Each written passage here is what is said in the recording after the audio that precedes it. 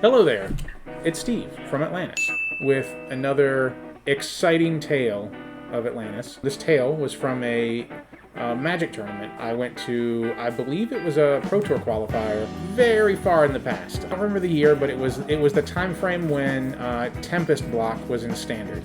Just that's how long ago it was.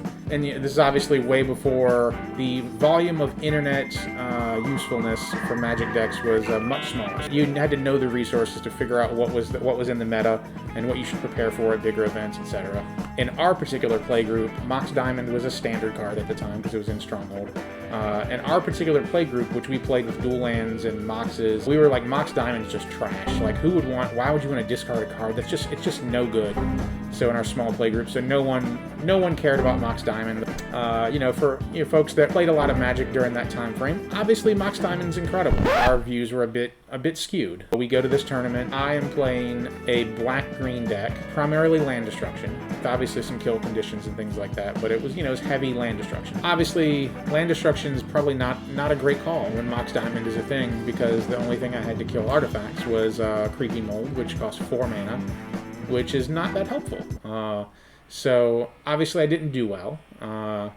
They ask you how you are, you just have to say that you're fine when you're not really fine, but you just can't get into it. First round I played a white mini deck that had Cataclysm, so it would just throw down something cheap, then Imperial Armor, Cataclysm. By the time you can deal with that, you're probably dead. Especially since most of that stuff had protection from black, which is my only creature elimination color. So the second round I played this kid. I think he was probably, I'm going to say that he couldn't have been more than 10 years old, and he was playing Slivers. And obviously he also had Mox Diamond, and he was just playing all the basic common and uncommon Slivers, like Muscle Sliver, all the ones that cost 1 colored mana and 1 colorless mana. So he would drop a Mox Diamond and then a land, and he could pretty much play any Sliver in his deck. He trounced me pretty good in that first game. And this kid was very annoying. He couldn't shuffle his own deck. He asked me to shuffle his deck for him because he couldn't get his hands around the deck. I feel like the deck had more than 60 cards. Second game, I actually won. However, he's definitely got me beat. I have lost the game. He stops attacking me, and he's just like, I'm not going to attack you. I just want to see what your deck can do. And it was just like the most condescending tone of voice. It's bad enough that I'm getting trounced by this 10-year-old that I had to shuffle his deck. Now he's purposely not attacking me just to see what my deck's about. Like, oh, I want to see what silly thing you put together. Luckily, by him wanting to see what my deck could do, it allowed me to get an extra turn or two, in which I was able to kill all his creatures and destroy his land and his Mox Diamonds and whatever, and actually win that game.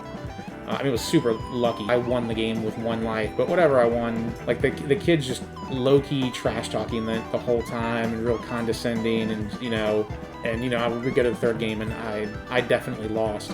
Once the kid left, like, the players that were sitting next to me were like, that kid was a jerk. At least in my mind, that reinforces the fact that it's not just me remembering it because I lost and not liking that. It was definitely one of those experiences for sure. It's not one of those things that makes you feel good at the end, but in hindsight, it's pretty funny. And obviously, if it had happened to one of my friends, I certainly would have, given them the appropriate amount of ribbing for losing to a 10-year-old Sliver kid. Still had a good time overall at the event. Anytime you can go play some Magic and go hang out with your friends, it's always fun. Obviously, crushed my dreams of, going pro. Oh wait, that was never going to happen anyways. But yeah, thanks for watching, and we will see you next time with another Tales of Atlantis.